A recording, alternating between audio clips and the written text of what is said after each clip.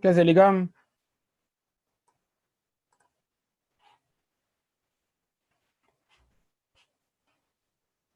¿Qué hace Licam? Licam es el chico que vive por acá, ¿no? Sí. Buen día. Buen día, ¿cómo andás? ¿Y lo importante es que me haces? Oh. No. Bien. Che, te hago una consulta. ¿Usted qué sabe tanto? ¿Quién? Ah, nada. Me están faltando 2 cuestionarios y uno es el de Melina. ¿El novio? Sí. ¿En serio? No.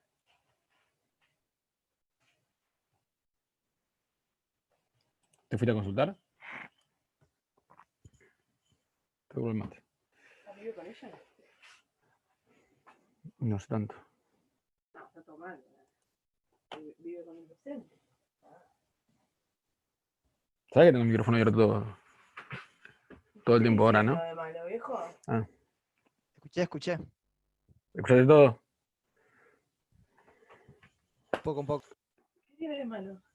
¿Qué mal te escucho, boludo? Somos profesionales igual. No pasa nada. Yo no tengo ninguna duda, yo no desconfío de vos. Pero acá hay gente que es muy desconfiada. ¿Qué tarado? ¿Cómo? Está re complicado, boludo. Te agarró la mañana. Te está matando internet a la mañana. Sí, estoy con datos. Ah. Che, escuchame, ayer probamos. Ah, te enteraste por el grupo. Probamos lo de Jitsi usando la plataforma. ¿Vos tenés forma de saber si entramos, por ejemplo? ¿Vos tenés forma de saber si te consumió datos?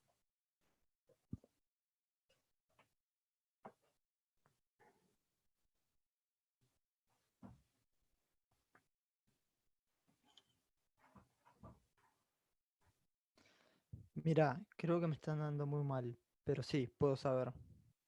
Miro en la aplicación cuántos datos me consumió o cuántos datos tengo antes y después y lo calculo. Probablemente no me consuma. Bien. Joya. El tema es más que nada, porque, sí, no, poder probar eso, a ver si funciona. Ayer lo probamos. ¿Qué haces, Nico?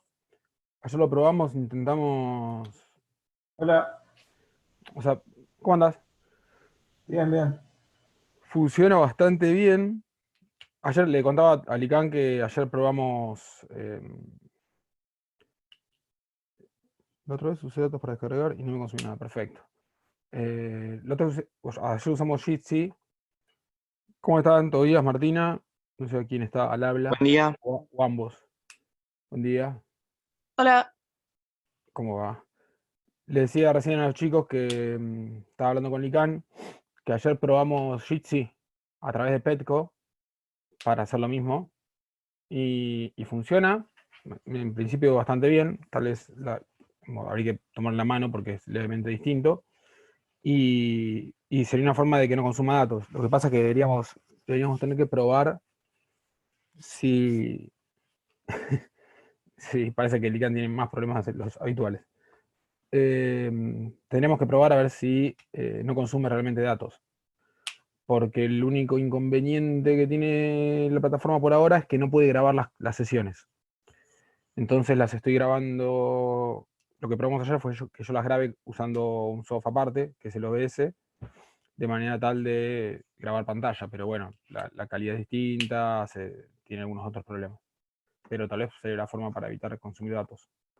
Así que, nada, probaremos cuando terminemos hoy el seminario, a ver si es la forma de no consumir datos y con eso reemplazaremos Zoom eventualmente. Veremos si podemos hacerlo, si funciona bien. ¿Parece bien? Sí, hay que corroborar que no consuma datos porque en realidad, en realidad Jitsi consume más datos de lo que consume Zoom, pero si por el arreglo este que habían hecho, no habría problema, sí. Igual nosotros nos estamos manejando bien, por suerte. No es que estamos teniendo muchos problemas. Pero No, sí, bueno, pero para toda la materia, ¿eh? Ayer lo probamos con Edu y con Lore para usarlo en general para toda la materia.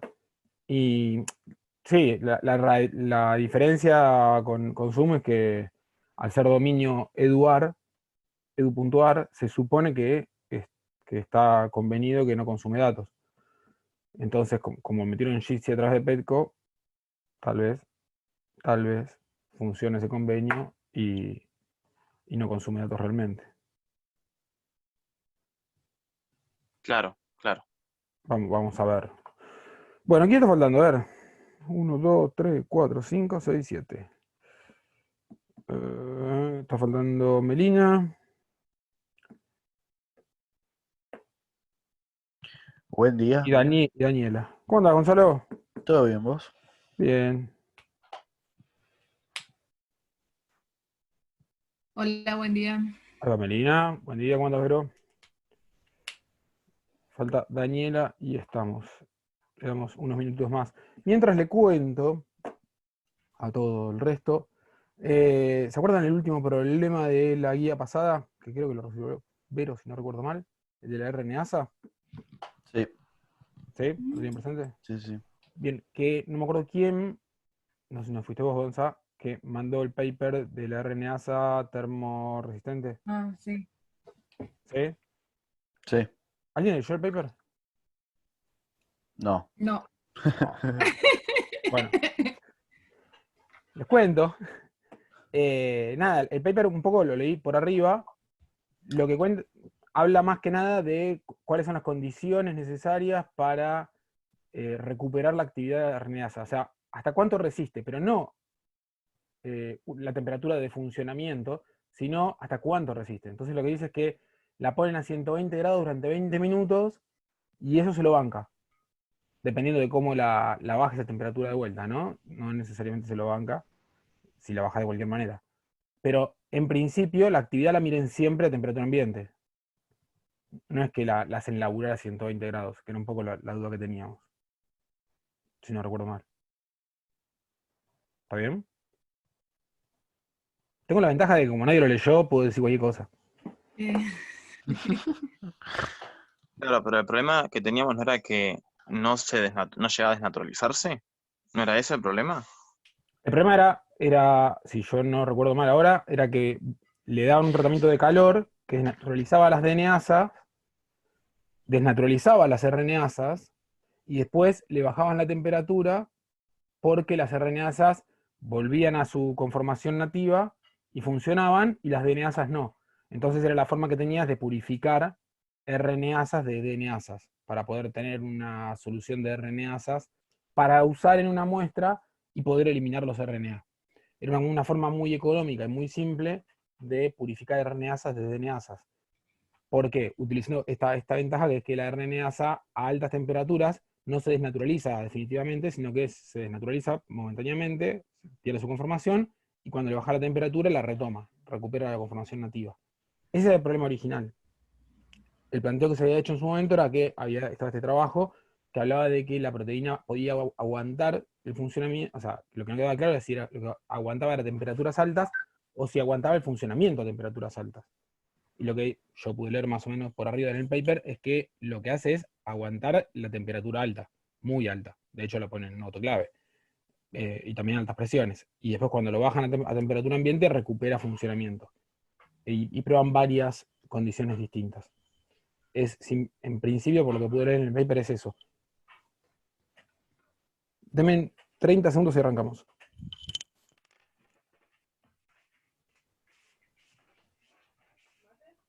En un ratito, cierro.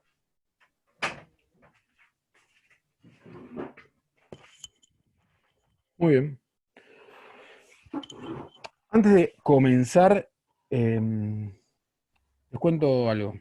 Vieron que hay una carpeta, en la carpeta compartida, en bibliografía, en su momento, que decía papers de los seminarios o paper para los seminarios. No sé si se acuerdan de eso. sí, Sí. ¿Alguien entró a esa carpeta?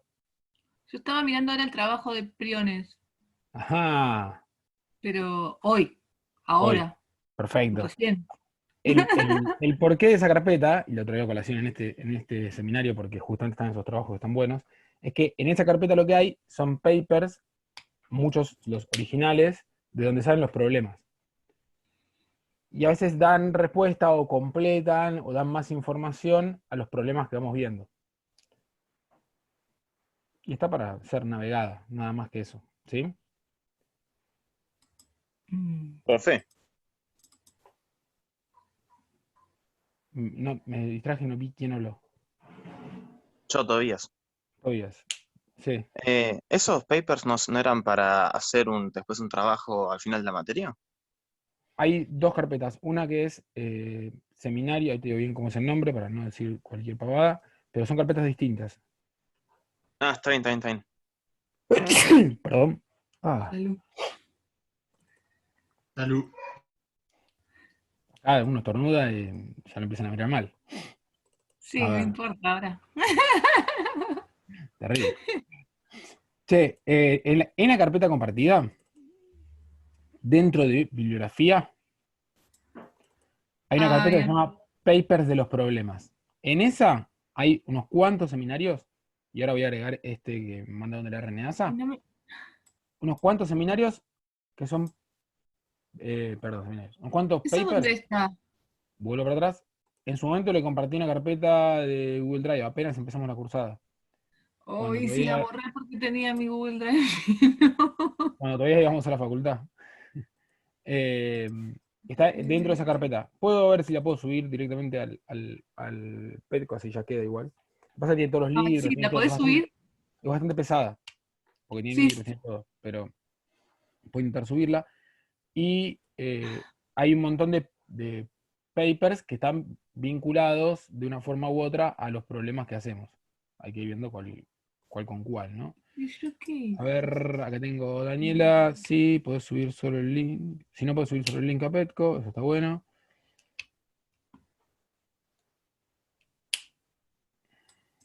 Ah, Lica me está cagando pedos. No, no tapé con nada, Lica. No me tapé ni con el codo, ni con la mano, ni con nada. Estornudé al Dejaste toda gato. la pantalla hecho un asco. No, para el costado lo hice. Ah. Al gato lo dejé hecho un asco. A ver, que estaba cómodamente al lado. Ah, acá están todos los papers, man. Con Ajá, razón. ¿los encontraste? Sí, Bien, lo que dice priones, sí, Parkinson, sí, sí. infectividad H5N1. Bien, bárbaro. Y después, lo que decía Tobías, hay una carpeta que se llama Paper para fin de cursada, que creo que todavía no está compartida. Ese Yo eso paper para fin de, ese paper para fin de cursada son los papers que hablamos de este seminario en el que ustedes tienen que presentar, pero que todavía no definimos el listado final. En este momento la carpeta tiene, no les quiero mentir, ya les digo cuánto tiene. Debe tener unos 18 papers en este momento, 18, 17 papers. A lo que vamos a tener que achicar. Pero bueno, vamos subiendo cosas que nos parecen interesantes y en un momento achicaremos para que puedan seleccionar de ahí. Por eso decía, son carpetas distintas. ¿Está bien? ¿Vamos para arrancar? sí, creo que sí. Bien. A ver, ¿dónde está la... Bien, compartimos la pantalla. ¿También la pantalla? Sí, sí. Muy bien. Sí, sí. Arrancamos. Problema 1. Luz.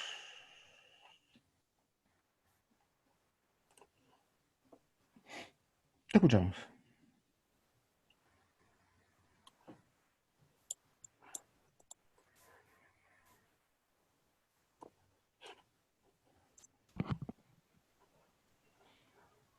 ¿Te escuchamos? No, no se te escucha, Luz.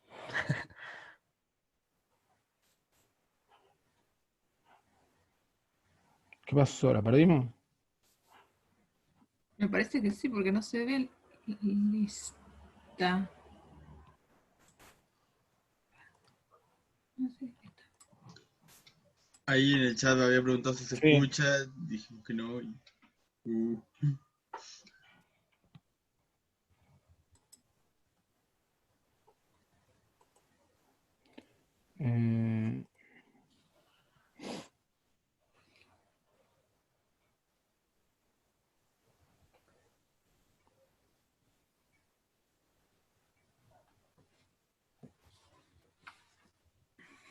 Sí, un privado.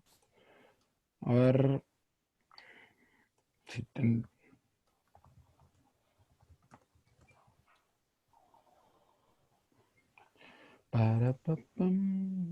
está? Acá.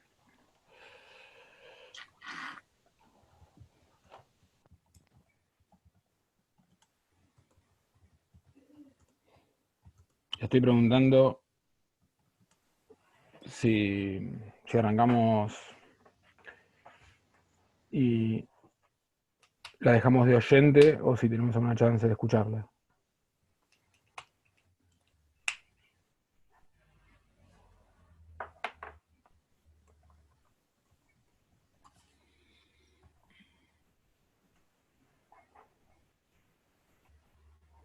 Bueno, arrancamos por el problema 2, así le damos un tiempo. ¿Les parece? Bueno, Sí. Dale, no Bien, hay problema. muy bien. Me fue a cualquier lado. Problema 2, Tobías. ¿No? Digo bien. Sí. Señor, lo escucho. A ver, tiene toda la atención de todos nosotros. Genial.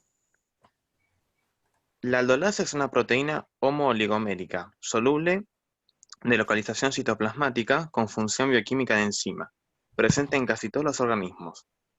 Cumple un papel biológico muy importante en la glucólisis porque convierte la fructosa bifosfato, molécula de azúcar de 6 carbonos, en 2 moléculas de 3 carbonos cada una. Mutaciones en el gen que la codifica existen en muchas personas que sufren de intolerancia a la ingestión de dulces. La mutación puntual más frecuente en la población mundial es un cambio en el codón 149 que hace cambiar alanina por prolina. Un grupo de investigadores purificó la aldolasa salvaje de 160 kilodalton y la mutada de 40 kilodalton. La aldolasa salvaje fue cristalizada y examinada por difracción de rayos X. De este análisis se elaboró el modelo de estructura espacial para el monómero que se muestra en la figura 1, del cual surgieron las siguientes observaciones. La alanina 149 interacciona con valina 24 por interacciones hidrofóbicas. La arginina 148 interacciona con el blue, no me acuerdo cuál es, 189 por glutamato, por interacciones iónicas y juntos se unen al sustrato. De las 9 cisteínas que tiene la proteína, la cisteína 361 es la única bien expuesta como para situarse próxima a otra cisteína en la misma posición de una subunidad vecina. Muchos aminoácidos hidrofóbicos están ocluidos en el interior de la molécula, interaccionando entre sí. Muchos aminoácidos no vecinos del mismo polipéptido interaccionan entre sí mediante puentes de hidrógeno.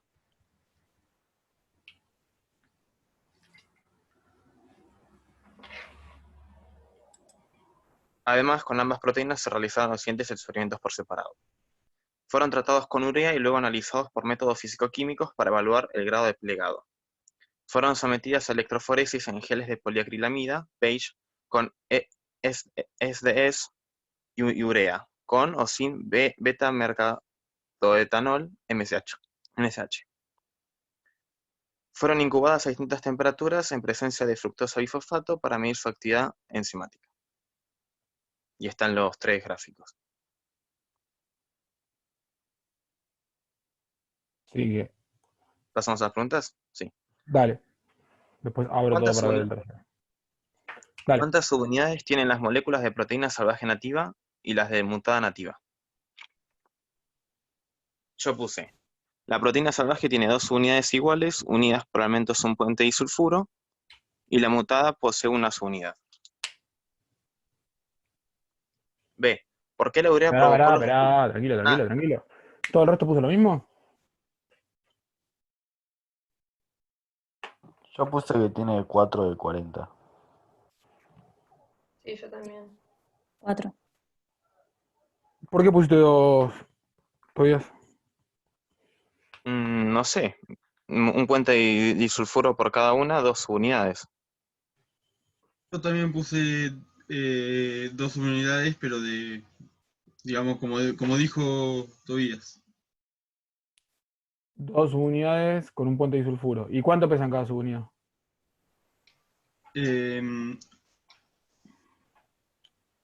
40. Yo le puse 2 unidades de 40. Claro, Sí, pero ahí antes Pesa pesaban. 160, la salvaje.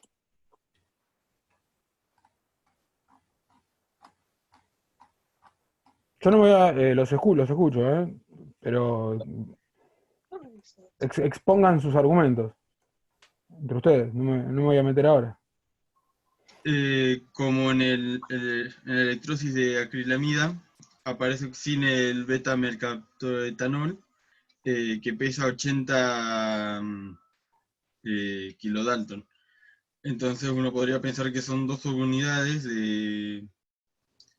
que suman 80 las dos, y bueno, que sean cuatro, pero que pesen eso cada subunidad, me imagino. 4 de 160. Va, porque el enunciado dice que pesa 160, entonces, Voy ¿a a. cuál le creemos? Lo ideal es que poder creerle a todo y que sea todo consistente. Si no, hay que empezar a creerle parcialmente algo. Acá, todos ven el cursor, ¿no? Sí. nos Sí, sí. comimos esa parte.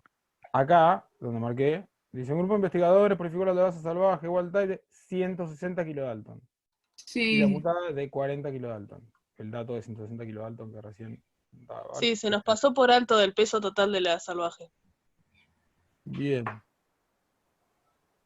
Entonces, ¿con qué nos quedamos? Con que son 4 subunidades de 40. 4 subunidades de 40. Bueno, y seguimos un poquito más porque vamos a ver cómo es que están organizadas. ¿Qué dice la B? ¿Por qué la urea provocó los resultados obtenidos en la figura 2A? Y la urea rompe los enlaces hidrofóbicos de las proteínas. La proteína mutada, al tener más expuestas estas uniones, que estaban concentradas en el centro de la proteína salvaje, el tratamiento de urea desnaturaliza con mayor facilidad la proteína mutante. ¿Qué es? ¿Eso explicaría el grafiquito de acá? Sí. Bien. ¿Alguna duda con eso? Fue bastante prolijo. Yo puse Yo lo puse mismo, así que. que era porque la proteína salvaje es más grande, entonces tiene mayor cantidad de interacciones y se necesita más urea para romperlas y desplegar la proteína. Sí, yo puse lo mismo que Meli también. Sí, me quedo pensando si son excluyentes las explicaciones. ¿Se entiende lo que digo? No, van de la mano, o sea, la de Tobias creo que es más una cuestión de estructura y la mía de tamaño.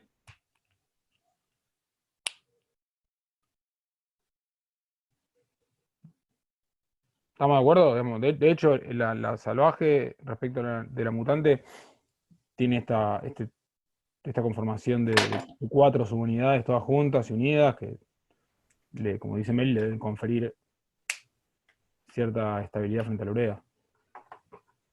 Que la otra estando desplegada y sola ya es medio... Más desplegada no, pero no del todo bien plegada y sola debe ser bastante más sensible. Sí.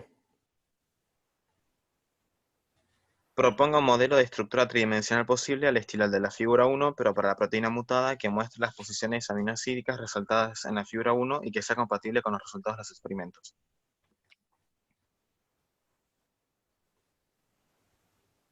Toma mate. ¿Llegan a ver? ¿O va agrando? ¿Vas a agrandar un poquito? Ahí les digo.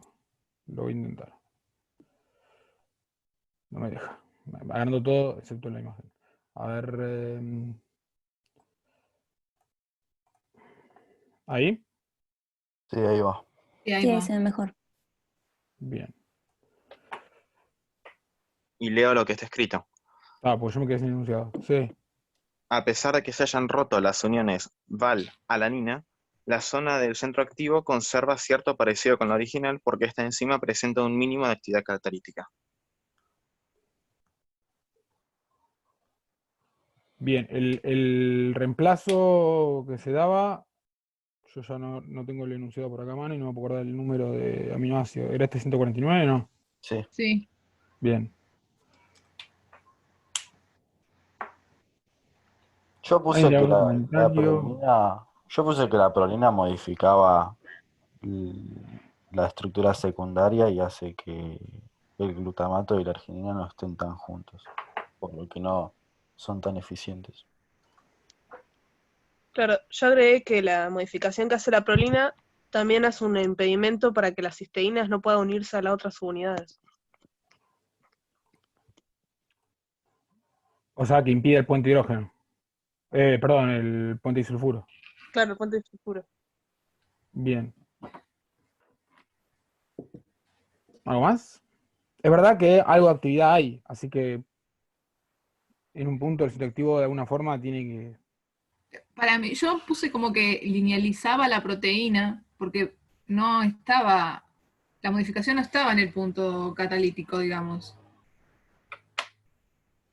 La modificación no estaba en la zona activa, En la zona activa, claro. en Entonces como que la el dejaba citoactivo, un perdón. poco más lineal y ya.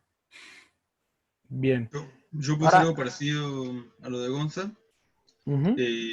solamente que agregué lo de la temperatura, que en un momento la temperatura hace que se junten un poco más, pero siguen estando distanciados como para que funcione bien la enzima. Ok. El grafiquito C, digamos. Sí, Bien. El 2C.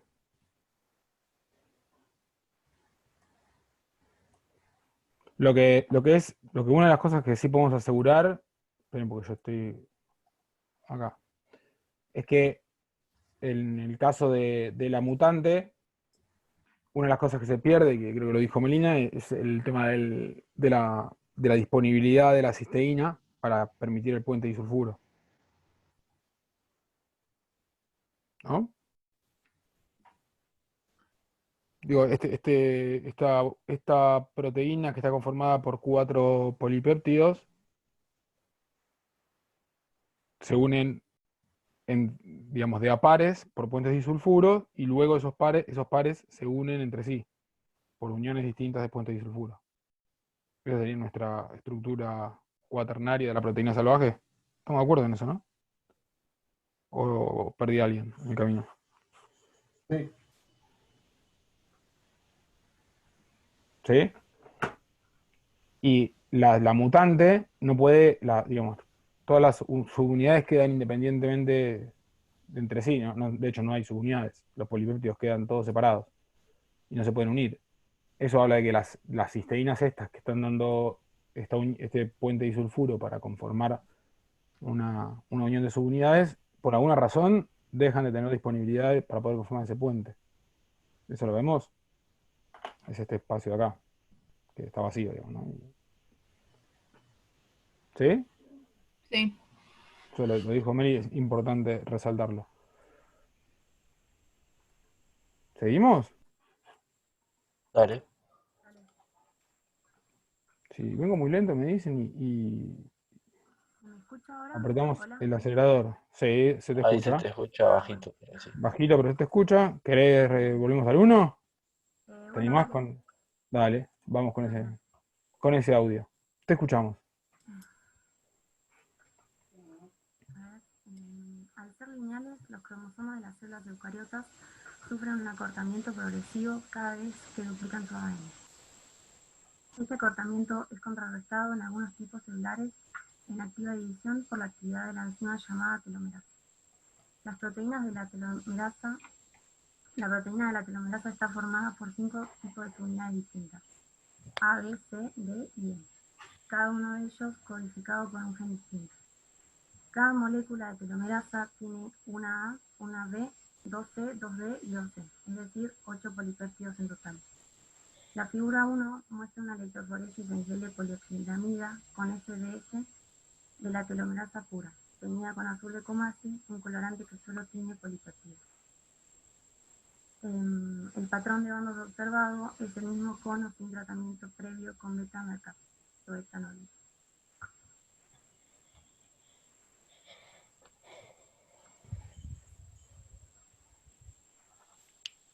Bueno, preguntas. ¿A qué se debe el acortamiento progresivo de los cromosomas lineales como consecuencia de la duplicación del DNA?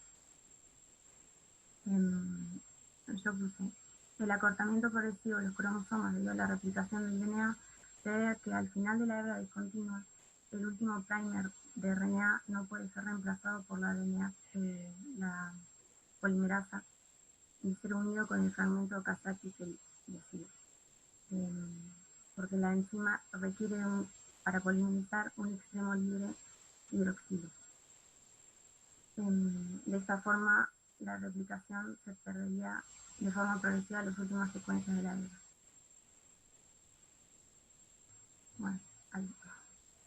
¿Alguien? ¿Escucharon todos bien, no? Sí. Sí. Primero. Bárbaro. ¿Alguien puso algo distinto o algo para Ah, yo puse lo No. mismo. sumar?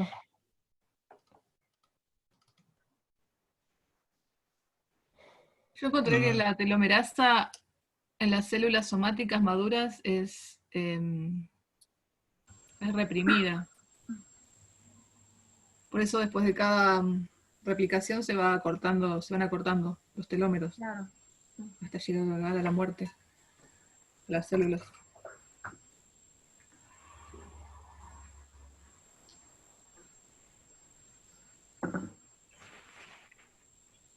Sí, no tengo mucho que aportar a eso porque en principio es así. Salvo excepciones. ¿Seguimos entonces? Vale. Sí, sí. Dale. B. Teniendo en cuenta la composición polipeptídica de la telomerasa, después de hacer sus cálculos, usted encontrará una gran diferencia numérica en el peso molecular nativo estimado para la enzima completa, de 464 kilodaltons. ¿A qué se debe esta diferencia? ¿Qué tiene que ver esta diferencia con el mecanismo de acción de la telomerasa? Bueno, lo que puse es que de cuánto pesaba cada subunidad, multipliqué por la cantidad de subunidades que tiene la telomerasa, y lo que me dio fue 294 kilodaltons contra 464, que es lo que dice que es la enzima completa. Y bueno, esta diferencia entre los pesos moleculares se debe a que es una ribonucleoproteína que, además de su composición polipeptídica con función transcriptasa reversa, también presenta una cadena molde de RNA con las secuencias en repetición de los telómeros. Y como la tinción con azul de Kumasi solo detecta polipeptidos, el componente ribonucleótido de la proteína no se marca. Ahí le agregué un par de cosas más a lo que había subido a Facebook, por eso. No está, es lo mismo. Muy bien. ¿Alguien tiene algún aporte, algo diferente? ¿Algo para comentar?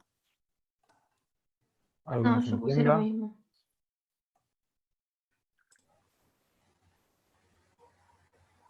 Seguimos al 3, al C, digo. Sí. Sí, Sí, sí. sí. Muy bien. La figura 2 muestra las dos hebras de DNA y un telómero. ¿Cuál de las dos, la de arriba o la de abajo, es alargada por la telomerasa? ¿Cómo se complementa el DNA de la hebra complementaria a la alargada por la telomerasa? Bueno, la hebra que es alargada por la telomerasa es la que termina en el extremo 3', la discontinua. Bueno, esto me agarró un poco de duda de la segunda pregunta. Yo puse que la hebra complementaria, la alargada por la telomerasa, se complementa por la DNA polimerasa alfa, que tiene además una primasa incluida en su subunidad. Pero no sé, no estoy, tengo un poco de dudas. ¿Alguien lo tiene claro eso? Porque la verdad yo no tengo presente qué polimerasa es la que completa la era 5'.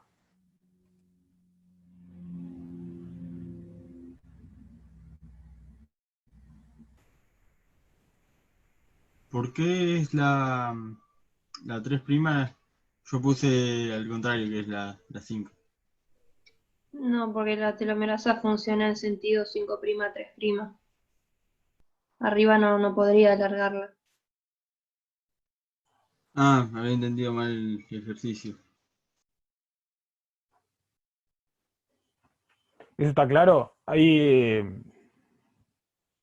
infinita cantidad de ilustraciones y animaciones en la web que muestran cómo funciona la telomerasa.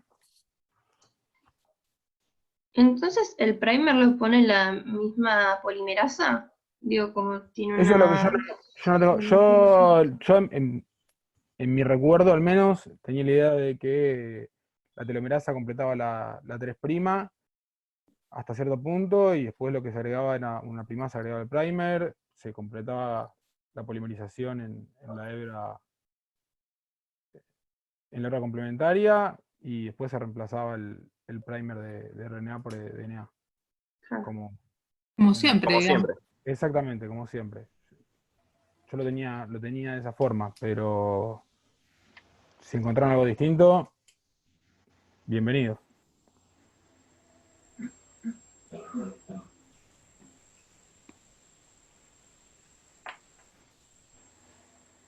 ¿Alguien había puesto algo diferente a lo de luz?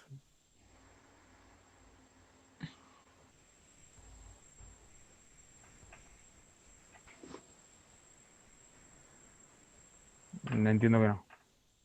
No, no. Bueno. ¿Vamos al 3? A ver. Voy el 3. Vamos al 3. Daniel. La pasé muy mal con este problema. A ver, ¿cuál es? Ah, yo sé, sí. Nah, tampoco me pasó tan mal. Bueno. Sí, ya pasé mal. Porque hay un montón de cosas que no entiendo. O que no Ustedes recuerdo. Claro, iba a decir eso. Yo tengo recontra presente la parte anecdótica del problema. No fue como esto que estamos viendo ahora, que supongo que tendrán muy presente los niñitos que hoy tienen más o menos la edad que yo tenía cuando fue lo del cólera. Pero el cólera fue fuerte en los 90, no fue joda. También hubo cierto grado de... Me he olvidado de ese dato. Cierto grado de prevención social por parte del Estado para sostener esa epidemia, en ese caso, porque fue local, fue Argentina y países limítrofes. ¿Ustedes tienen algún...? La mayoría son nacidos después. No, yo no. 8 años después. Claro, no, pero ponele y el resto, pero después nadie más. Somos los únicos dos que tenemos recuerdo de esa epidemia. Sí. Qué bárbaro. Bueno. Increíble. Vamos a tener que cambiar problema porque no tiene ningún sentido la introducción para ustedes. Listo. Dice, Daniel, te escuchamos. Sí, casi le digas vos. Sí, dame, sí. Bueno, en los 90 nuestro país fue sacudido por la noticia de la aparición de casos de cólera que fueron en aumento debido a malas condiciones sanitarias. Vibrio cholerae es la bacteria responsable de la diarrea aguda observada en esta enfermedad.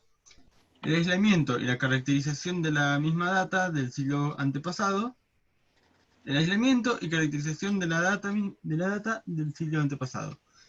Sin embargo, su biología molecular y celular comenzó a conocerse recién en los años 80 del siglo pasado, debido principalmente a las investigaciones de John Michaelanos de Harvard Medical School. El proceso infeccioso implica la supervivencia de la cólera a pH ácido del estómago, su mortalidad a través del intestino. Motilidad, ojo ahí. Motilidad.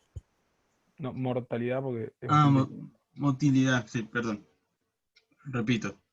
El proceso infeccioso implica la supervivencia de la cólera a pH ácido del estómago, su motilidad a través del intestino y la secreción por parte del vibrión de una toxina proteica de 87 kilodalton, compuesta por dos productos de dos genes, llamados CTXA y B.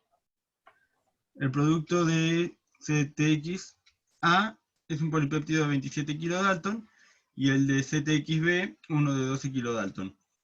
El polipéptido A sufre una modificación posttraduccional. Se realizaron los siguientes geles de poliacrilamida con la toxina purificada. Preguntas. Sí, señor. Haga un dibujo de la molécula de toxina que muestre el número de subunidades de cada clase, el tipo de unión entre las mismas y la característica saliente del grupo del producto del gen CTXA. Y abajo tengo la imagen. Muy bien, ahí vamos a buscar. Está abajo del todo. Ah, pero qué imagen. Chu. Toma mate.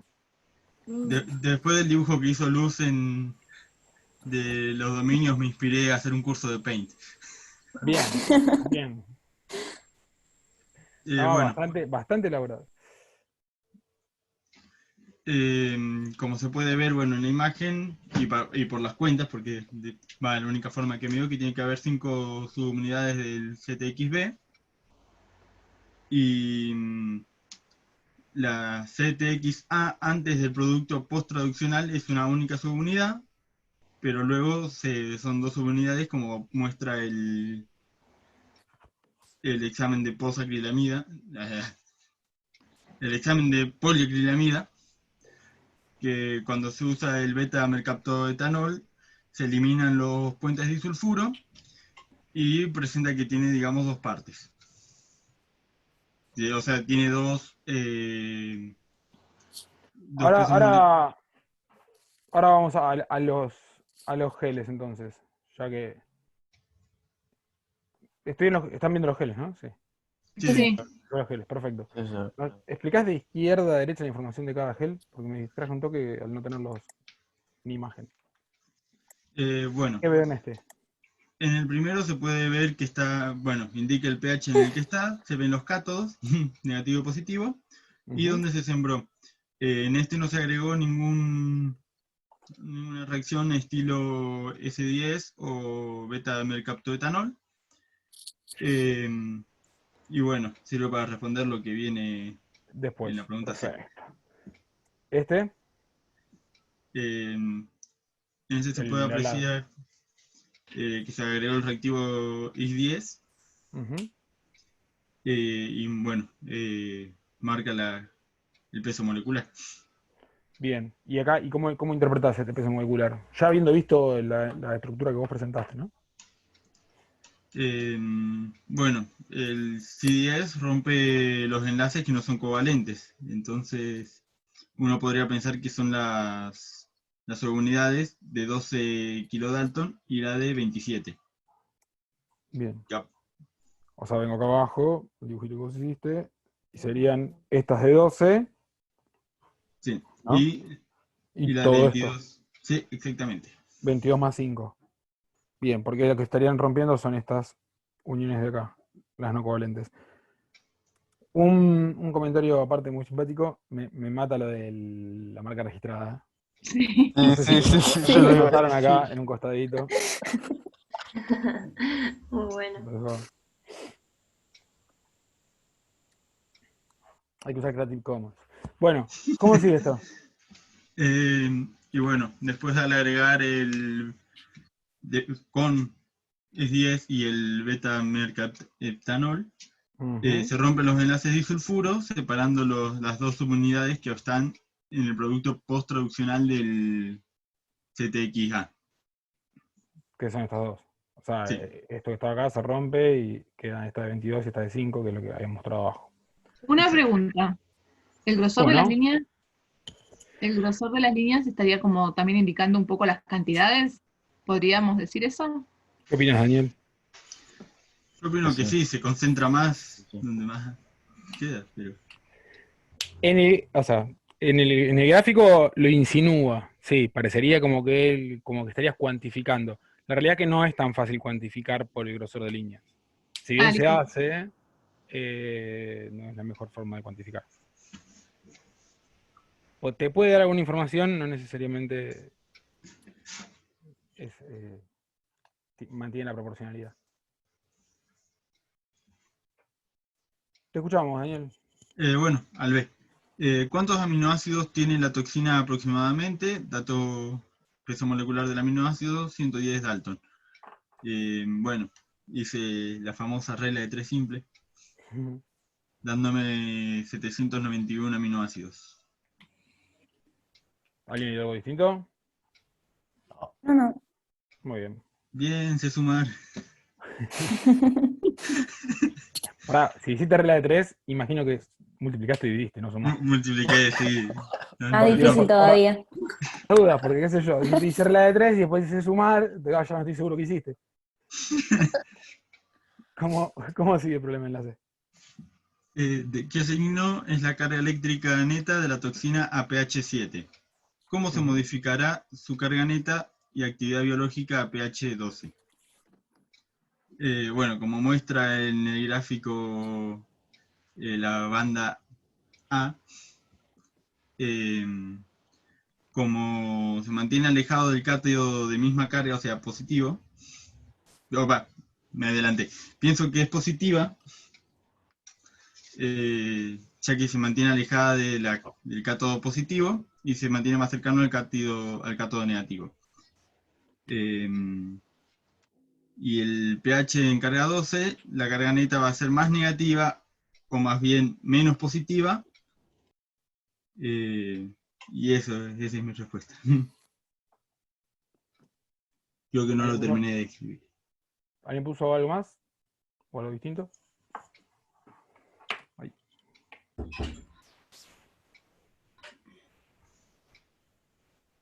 No, la verdad, no. Yo no entiendo mucho eso, cómo el pH modifica las cargas. No sé qué me está faltando leer, me parece algo. Recordar algo. Los grupos R de los aminoácidos.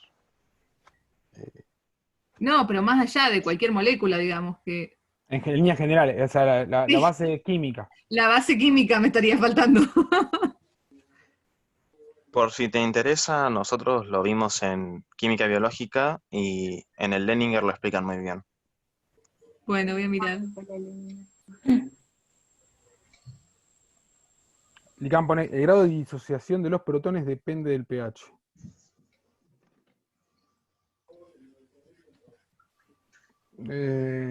No, se supone que como Sí, no sé si la mejor manera de escribirlo eso, ¿no?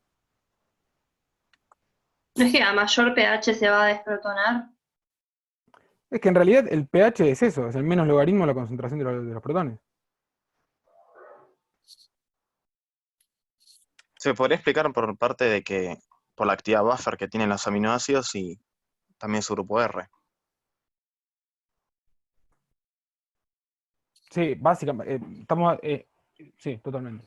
Totalmente en el sentido de los grupos R. Son los grupos R, son los grupos funcionales de los aminoácidos los que van a darle carácter a la proteína, en función de si va a ser más o menos ácida, dependiendo la cantidad de aminoácidos ácidos o básicos que tenga. Dice Lican, a mayor concentración de protones es más probable encontrar protones pegados al grupo funcional.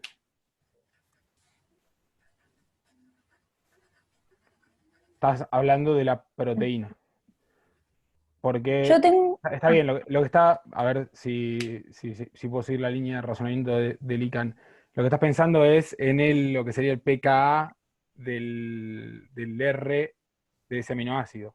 ¿Se acuerdan del equilibrio, básicamente? Del valor de equilibrio de disociación de los ácidos. O las Sí. bases, en realidad es el pH en las bases. Entonces, esos valores de equilibrio, que que es lo que los caracterizan en ácidos fuertes o ácidos débiles, es la capacidad que tienen de liberar ese protón en determinadas condiciones.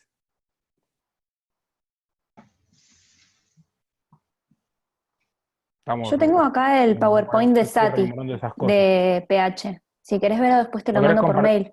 ¿Compartirlo? Dale. ¿Querés compartir la pantalla? Pero es re largo. Pero una listo. forma fácil de explicarlo es que cuanto más ácido hay más concentración de protones en el medio, lo que hace que sea más probable que se pegue, por ejemplo, al grupo amino, haciendo que esa parte de la molécula sea positiva. En cambio, cuando uno va a zonas básicas, hay menor concentración de protones, lo que hace que, por ejemplo, el grupo carboxilo pierda su protón y quede una zona negativa. Exacto.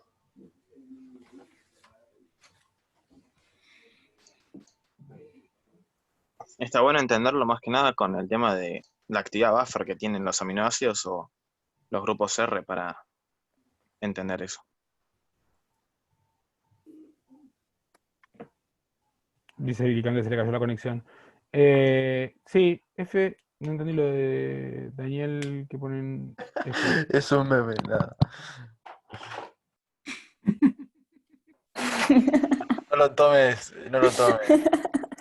En el chat. Exactamente, F en el chat. Ahora quiero saber. En un juego cuando se te muere es así, en un juego de guerra se te muere tipo el sargento y vos vas a presentar tus respetos al funeral y en el juego apretando F presentás los respetos digamos, al ataúd donde está adentro el cadáver. Entonces, nada, quedó F por eso. ¿Qué juego de guerra? Un Call of Duty, creo. Call of No sé Duty. cuál. Sí, no sé cuál. O sea que, bien, te consideran un general, Irican. Pensalo. Tenelo presente. No sé si es bueno o malo eso. No, y respecto a lo de acidez y más, al tema del pH, me parece que hay múltiples enfoques. Estamos siempre en lo que es equilibrio ácido-base. Y lo pueden encarar de donde siempre que estén en equilibrio ácido-base, lo pueden. Son sistemas complejos. Es mucho más simple pensar qué pasa cuando uno agarra una base o un ácido y lo titula. Entonces le pone un ácido, una base, y le pone el inverso, y lo va titulando. Entonces, ¿cuál es la interacción entre protones e hidroxilos? Acá al ser sistemas complejos, en donde hay aminoácidos ácidos, básicos, hidrofóbicos, hidrofílicos, que interactúan, digamos, con el medio, no es tan simple de llevar adelante ese análisis. Pero, nada, la verdad es que se aplican todas las normas, las leyes que usan para hacer ácido base. Ahí les mandé Nada muy el distinto. PowerPoint mail. Perfecto. Gracias. De nada. ¿Vamos al D? ¿Al D, no? ¿Era? Sí, el D. Que bueno, ya con la imagen creo que lo spoileé bastante. Bueno, ¿qué modificación post-traduccional sufre in vivo el producto de STXA para explicar el resultado del gel con S10 y beta-mercaptoetanol? Bueno, como había dicho antes, el S10 actúa rompiendo enlaces no covalentes de las proteínas, desnaturalizándolas y provocando que estas moléculas proteicas pierdan su conformación nativa. Y bueno, el beta-mercaptoetanol destruye puentes disulfuro. Bueno, lo que pienso que le ocurre post-traduccionalmente es que la CTXA forma dos subunidades que, bueno, producto del beta-mercaptoetanol, se rompen estos para verlo. Y se separan. No sé qué más agregar. Está bien. Ahora, entiendo que CTXA es producto de la traducción de un único gen. ¿O me equivoco? Creo que sí. A ver, creo que el enunciado decía eso. Buscamos el enunciado, a ver. Dice... El producto CTXA es un polipéptido de 27 kilodalton. Arriba, creo que decía. Compuesta por producto de dos genes. Claro, El A de y dos el B. genes. Uno es el CTXA y otro es el CTXB. El CTXB da como producto un polipéptido de 12 Sí. y el CTXA da un polipéptido de 27. Y de una extraña razón tengo dos, de 22 y 5. Y retomo la pregunta, ¿cuál es el evento post-traduccional para llegar a la conclusión que llegaste, que yo la entiendo correcta? No sé si termino de entender bien la modificación post-traduccional que planteas. Se corta la cadena, ¿o no? Y queda unida por puentes disulfuro. Se corta el polipéptido. Claro. ¿Qué pasa primero? ¿Se corta el polipéptido o se hacen los puentes disulfuro? O el puente disulfuro. No, se hacen Los puentes disulfuro. ¿Por qué? Porque es más fácil que se formen cuando está todo el polipéptido unido que después cuando están separados, cada uno por su lado. Bien, Y además, ¿qué los va a mantener unidos después, si no? bien. Se ve que entonces la modificación posttraduccional que ocurre es el clivaje del polipéptido A. ¿Por qué pasan estas cosas? ¿Qué? ¿Una cuestión de funcionalidad de la proteína después? ¿O Shit happens.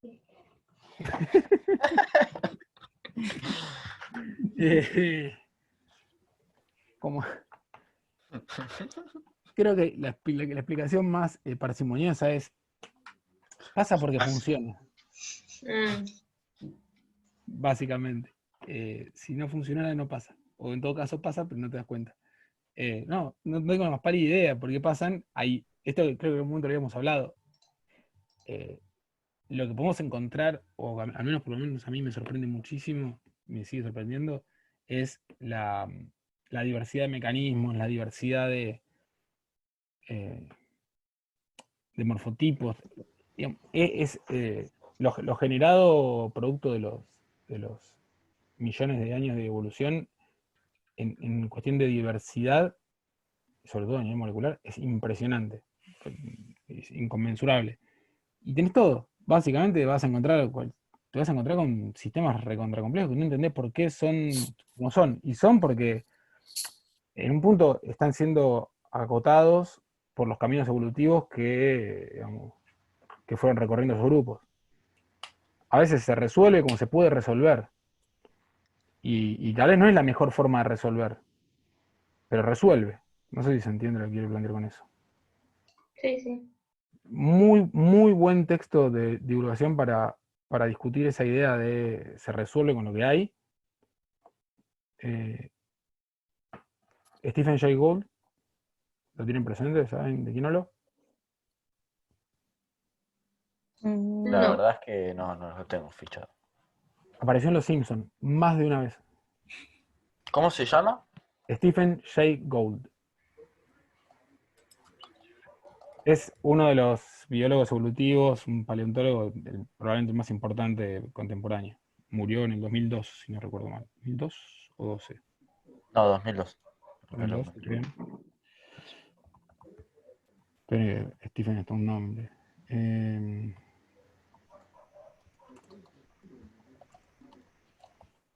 Es una cosa así. Puede que esté mal escrito Stephen.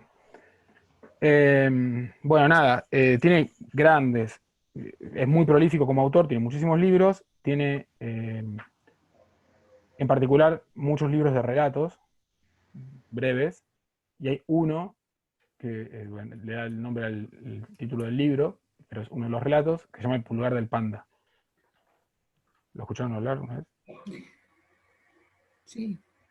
Bueno, El pulgar del panda, el relato El pulgar del panda, es una gran argumentación sobre esta idea. Pone en discusión esta idea de se resuelve con lo que hay. Y que tiene que ver con las restricciones o con los constraints evolutivos que se producen en un linaje. A veces un linaje tiene determinadas condiciones y se resuelve con eso. Dicho de otra forma, se ve muy presente en analogías. Fíjense que distintos grupos evolutivos resolvieron, por ejemplo, la cuestión de volar de forma muy distinta. Y funciona. ¿Y qué es mejor? ¿Volar con apéndices no vinculados a las patas, digamos, como en el caso de los insectos, o volar con todo el brazo, como hacen las aves, o volar con la mano, como hacen los murciélagos? Y qué sé yo, vuelan todos y funcionan. ¿Se entiende por dónde va? Digo, hay estrategias para todos lados. No sé si responde más o menos a la pregunta de por qué sucede eso. Como respuesta fue medio una respuesta de mierda, pero... ¿Qué sé yo? Pero tiene carga histórica y apareció en Los Simpsons, así que ¿Viste? respaldado. Ya, es más, y Licán dice que Pablo Vigliano lo citaba, ya está, ya no necesito más nada para demostrar la importancia. Sí. Carlos, ¿lo tenés ese libro o el link para pasarlo? En Evolución tenemos una carpeta grande de bibliografía compartida, déjame ver, seguro está, porque tenemos un montón de Google. El libro lo tengo en casa. No se puede bajar ni uno, che. ¿De dónde? ¿Qué cosa? Robar de ¿Sí? la internet. De Ah, los que pienso. están en inglés. Están todos en inglés, pero Sí. yo no les pasé esa página. Dale. Ahí está. Justo le iba a mandar esa. Les voy a decir algo. Vieron que salió por muchos medios, por muchas redes, que Springer había abierto por 48 horas el acceso a sus libros, algunos de sus libros. Queda ahí vos Springer, etcétera, etcétera. ¿Sí? Sí, sí. Eran todos libros viejos. No, yo no le bajo nada de Springer. ¿Qué le voy a bajar a Springer si Springer no me da nada durante el año? Y los rusos esto de Lichen, le bajo lo que quiero a Springer de Lichen. Sí. No le voy a dar el gusto a aceptar la migaja a Springer de que, ay, te doy 48 horas para bajar un libro. Te bajo lo que quiero, flaco. Aguanta la página rusa. Obvio, se lo dejo a los rusos, no se lo voy a agradecer a ellos. El otro día me leyeron una muy buena analogía de lo que hacemos en ciencia. De paso aprovecho para recordarles que el cuatrimestre que viene vamos a ver por primera vez una materia vinculada a esto de ciencia, tecnología y sociedad.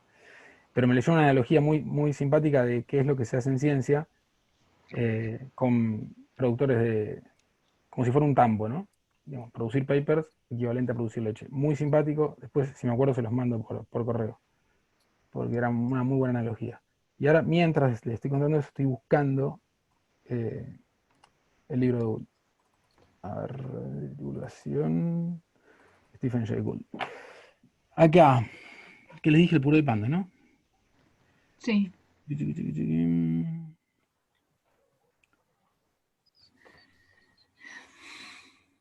No, mira, el puro de panda no está entre la bibliografía. Hay un montón, pero...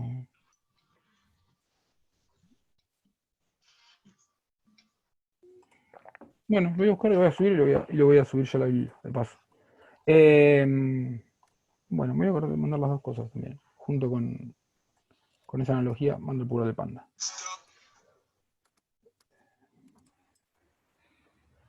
Y, bueno, ¿pasamos al cuarto? No, Dale. Bien.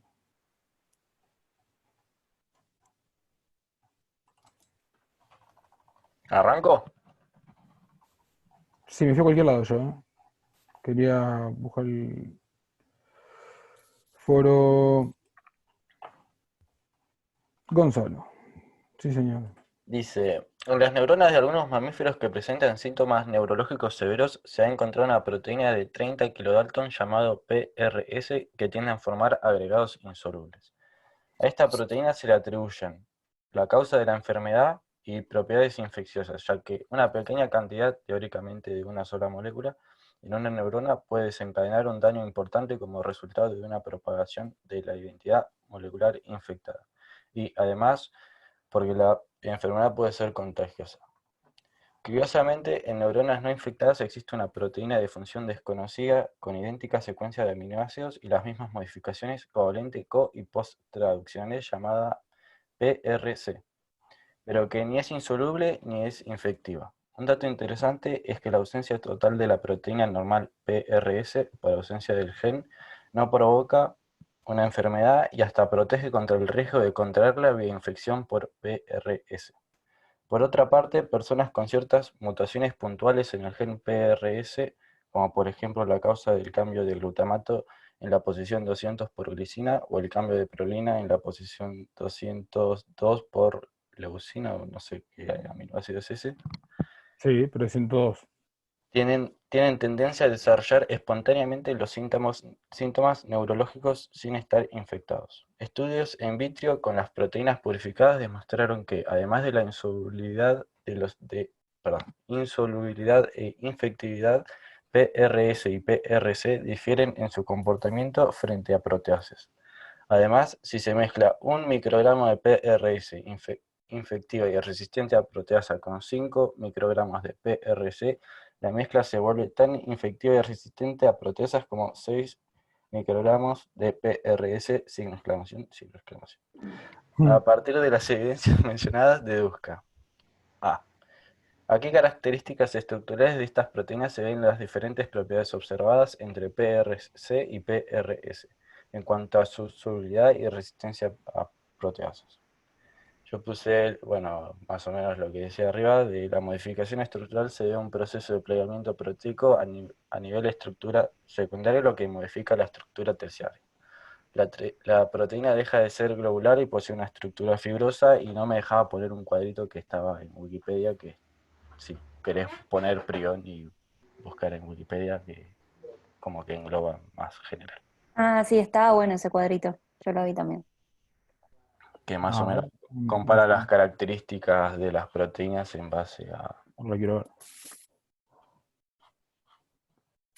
¿Y? Nada, eso. Que la característica estructural se basa en la diferencia a esas características de ser una globular y otra fibrosa. ¿Y en cuanto a la resistencia a la proteasa? La verdad, eso no... Igual es raro porque, viste, te da al revés. La que es globular es susceptible a la proteasa. Bueno, nada, no dije nada. ¿Por qué?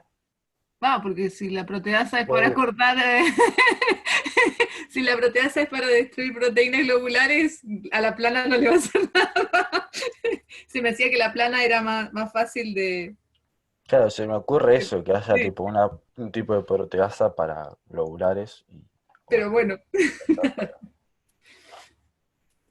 El problema, sí, en realidad, el porqué del no funcionamiento de las proteasas con la versión mutada, la ven por la estructura que tiene una. ¿Se Hay entendió la algunas pregunta? A ver, les voy a compartir una imagen, si la encuentro. Mientras los escucho, ¿eh?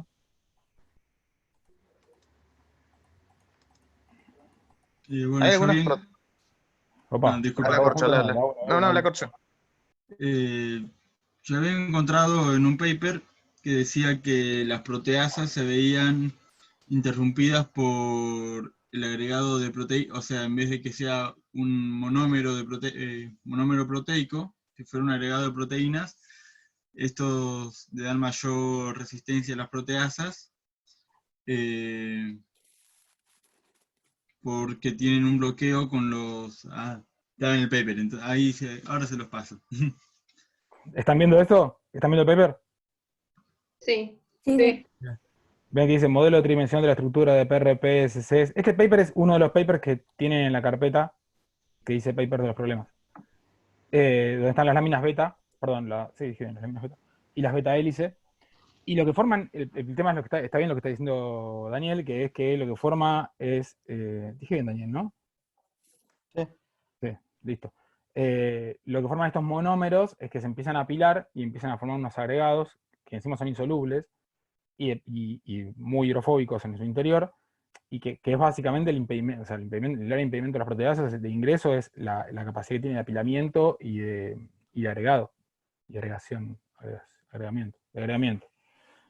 Sí, a diferencia de lo que... ¿Siguen viendo paper todavía?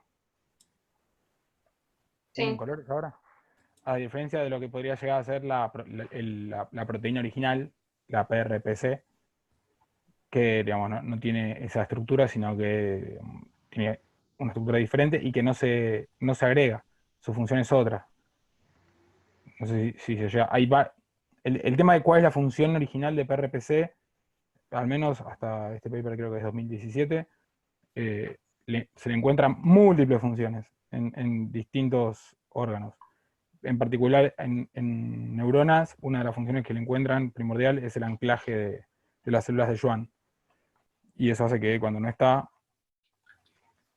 si bien te protege del agregado de la mutante, nada, tengas este tipo de efectos que se ven muy, pero muy bien en el microscopio electrónico de transmisión.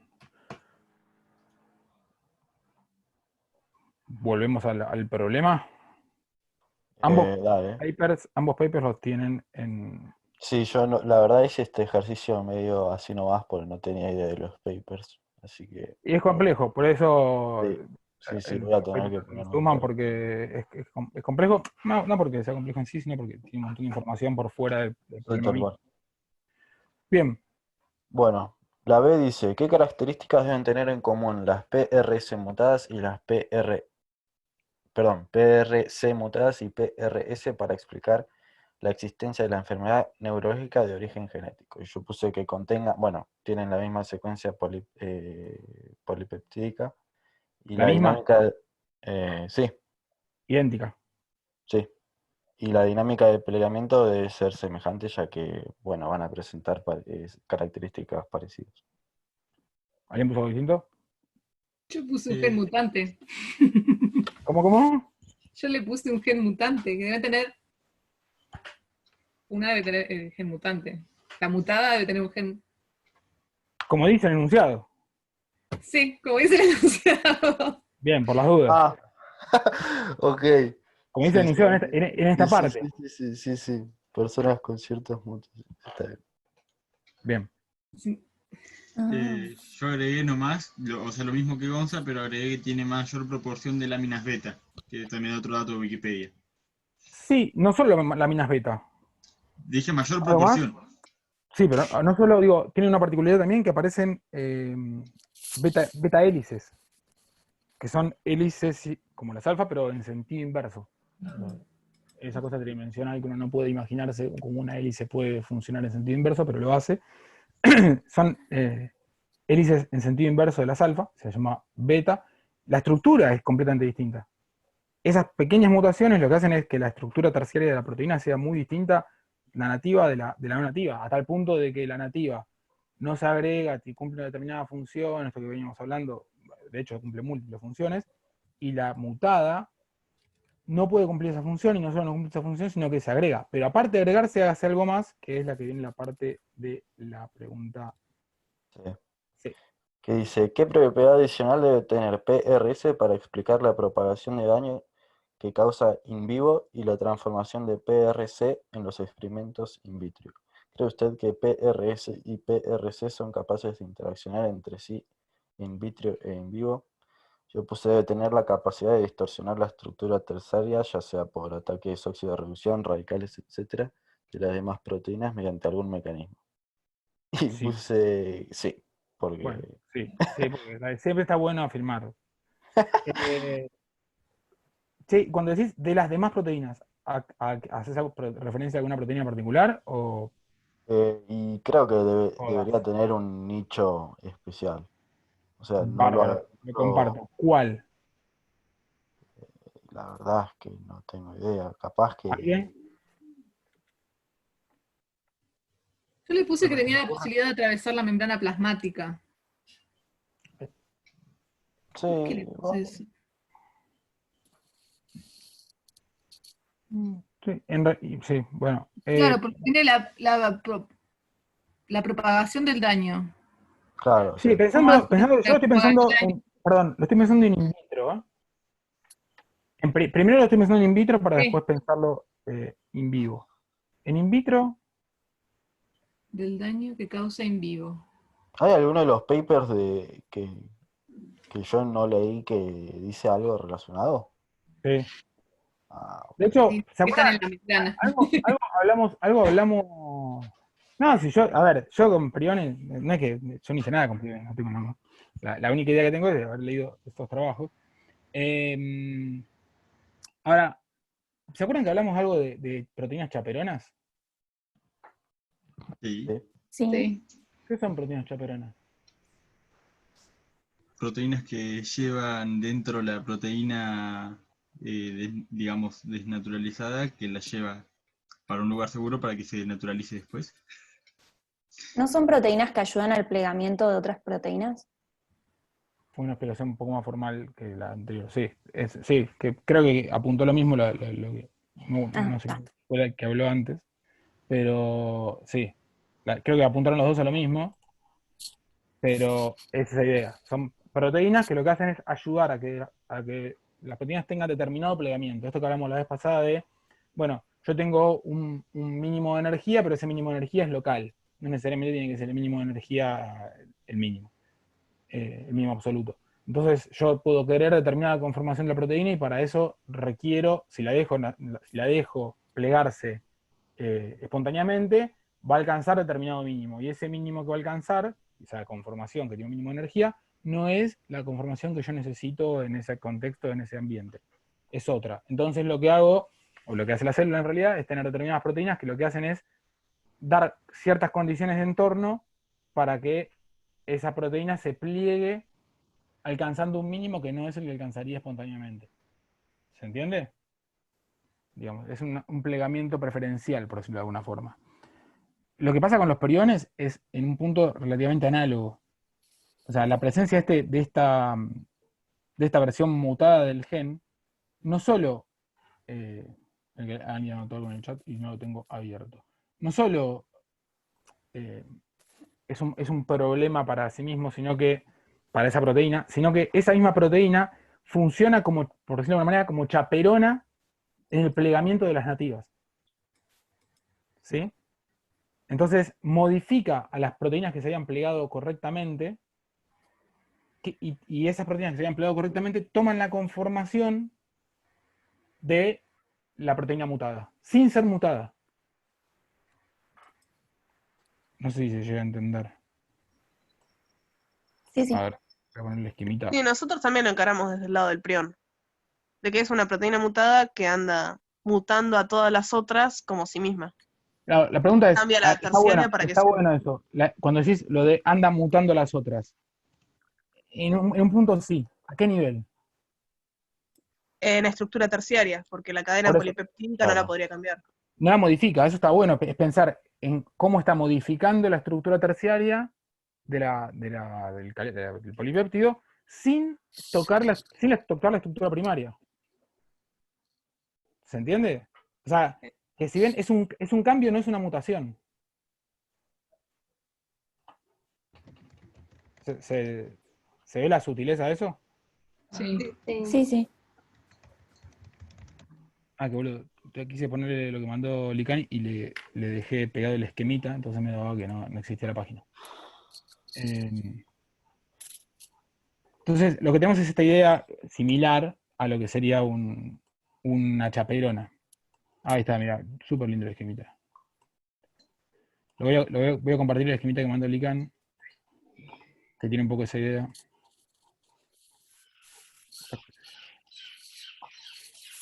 ¿Lo están viendo? Sí. Bien. Entonces, tenemos esta idea de que la proteína en estado nativo sola recorre y alcanza un mínimo en su plegamiento, que es el que es funcional y cumple la función o las diversas funciones que aparentemente cumple PRPC. ¿Sí? Lo que hace en presencia de una mutante es atravesar este máximo de energía y llega a una forma plegada distinta, y esa forma plegada distinta, que es similar a la mutada o idéntica a la mutada, digamos, este máximo únicamente lo puede alcanzar si está en compañía de una mutada al lado. Y empieza a armar estos oligómeros que finalmente terminan formando estos grandes agregados que son insolubles. ¿Sí? No sé quién. Preguntas creo que con esto hay un montón. No sé si al respecto se les ocurre alguna más.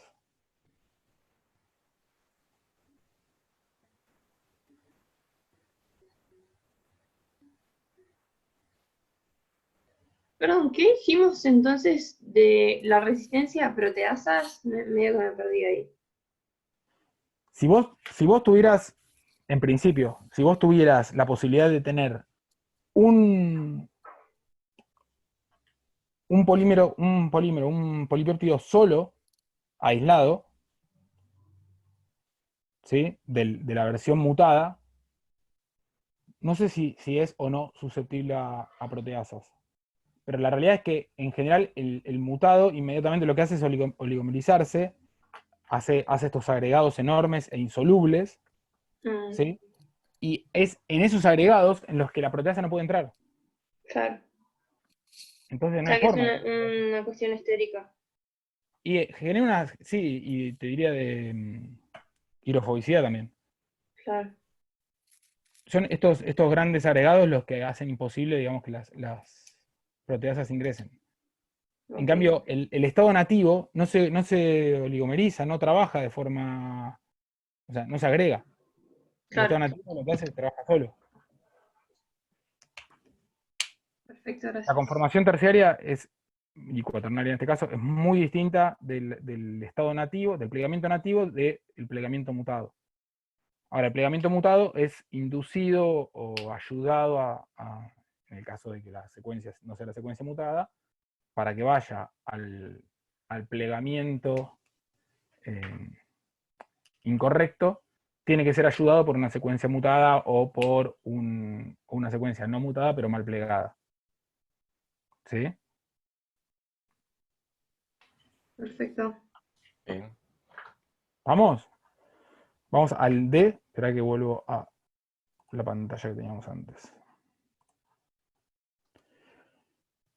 Dice, ¿por qué las neuronas sin PRC son resistentes a la infección? Y acá creo que la respondí mal, pero no importa. Puse, porque no hay posibilidad de que PRC se malforme y se forme un prión, ya que tiene la misma estructura primaria codificada por el mismo gen. El de entre paréntesis está perfecto. Y La otra parte es justamente lo que está pasando. ¿Sí? PRC sí se malforma y se genera, o sea, se genera esta idea de prión, se genera esta estructura agregada e insoluble a partir de una semilla mal plegada. Entonces, la pregunta original que era, ¿por qué las neuronas sin PRC son resistentes a la infección? ¿Quién la responde? Alternativamente.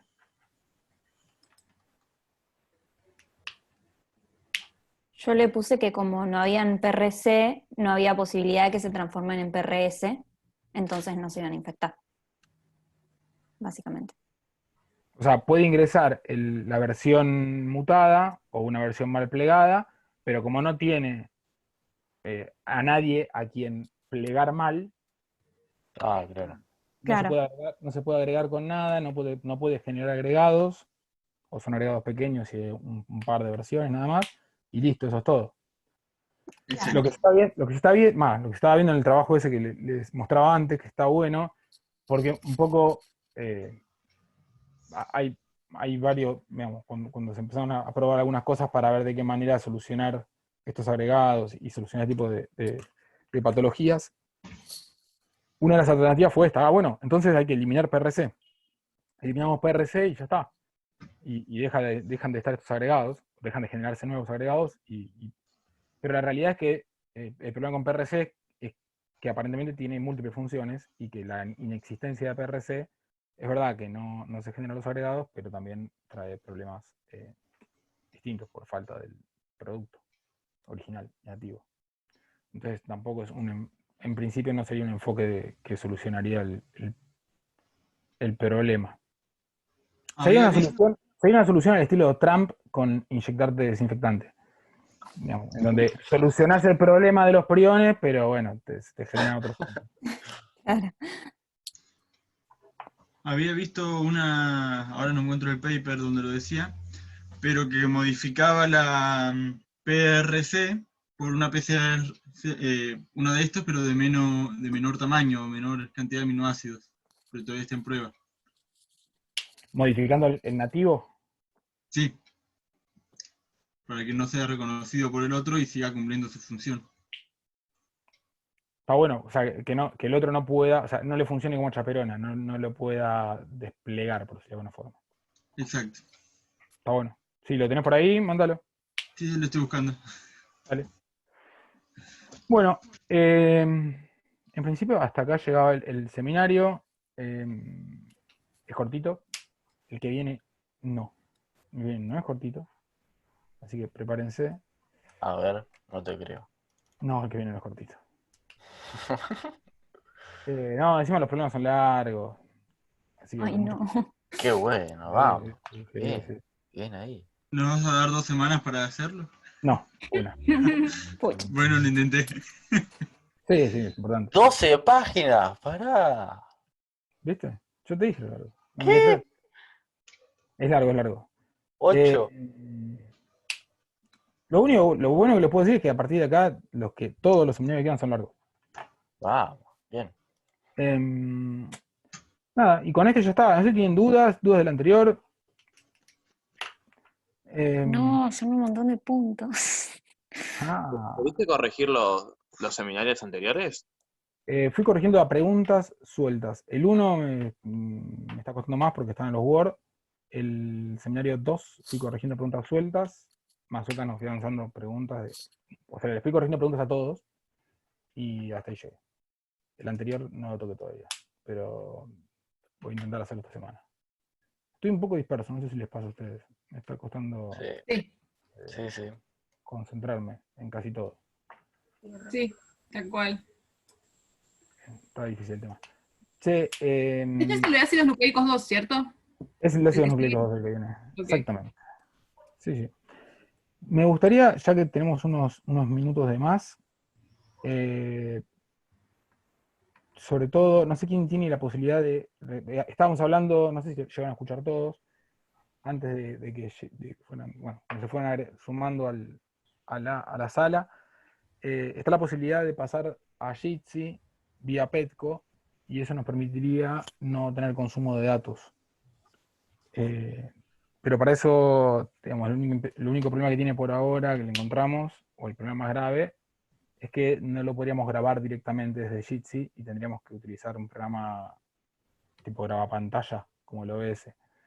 Entonces quería, para confirmar eso, porque digamos, la ventaja de pasar a Jitsi respecto a Zoom es que justamente no estaríamos consumiendo datos, pero para chequear que realmente funciona bien y que no consume datos y que lo podemos grabar, me gustaría hacer una pruebita. No sé si alguno tendrá la posibilidad de chequear si consume datos. Si es así, le pido a los que puedan y tengan ganas 2 minutos. Cerramos esta sala, nos vamos a la de Jitsi y nos encontramos ahí y vemos si consumimos datos. ¿Se tiene que bajar algo o cómo es eso? Nada, desde Petco les muestro, les comparto Sí, Petco, mostranos y les porque muestro yo la verdad no tengo idea. Perfecto. Lore abrió, están viendo Petco, ¿no? Sí. Lore abrió acá. Esperen que lo amplíe.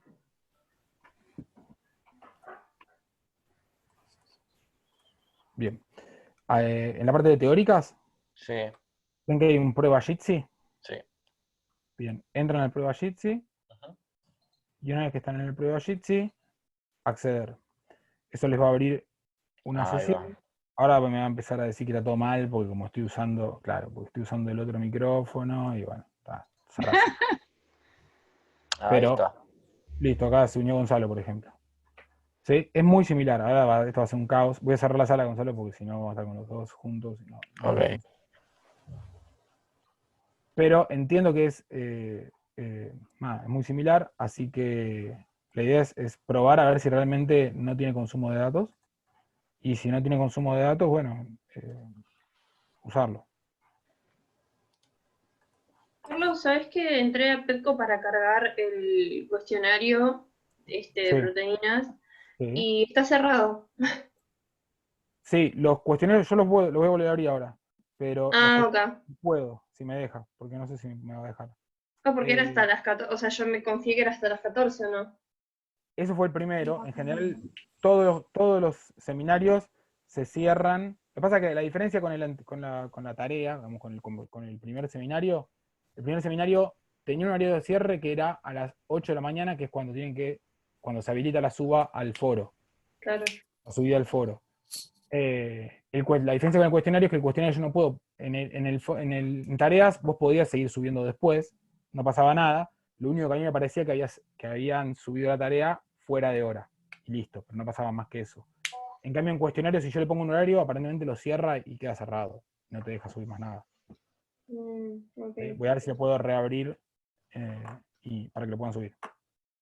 Dale, Pero buenísimo. en principio están coordinadas la apertura del foro con el cierre del cuestionario. Lo dejé armado de esa forma. Ah, listo, no Cuando se abre sabía. el foro es cuando se cierra el cuestionario. Está bien. ¿Está bien? Bien, igual no pasa nada. ¿Quién tiene la posibilidad de medir si consume o no consume datos? Vuelvo a lo de Jitsi. No, ni idea cómo se hace eso. Por eso no quiero andar quemando la cabeza a nadie, no lo tenga así como... Lican dijo que yo puedo. ¿Lican dijo que vos podés? Con la técnica. Él puede. Perfecto. Claro, él puede. Bueno, ¿y alguno más? No, yo no tengo ni No, datos yo para no probar. Bien. Bueno, pruebo con Lican e informamos para la que viene. Bueno, y pruebo con Lican y con Gonzalo porque Lican dice que Gonzalo puede. Pero yo no sé cómo hacerlo. No sé, Lican dice que sí. Ya está. Nada, me Te voy con Lican. manejas. Bueno, cerramos acá la sala y Dale. después les cuento cómo me fue con eso y les mando el lugar del panda y la analogía que me resultó muy simpática. Nos vemos el viernes que viene con los próximos seminarios. Dale. Dale. Feliz día para el trabajador y la trabajadora. Para todos. Feliz día. Carlos, no te olvides de abrir el cuestionario, porfis. Dale, Dale, nos vemos. Chao, chao. nos vemos. Adiós nomás. Chao. Chao. Adiós, chao, chao.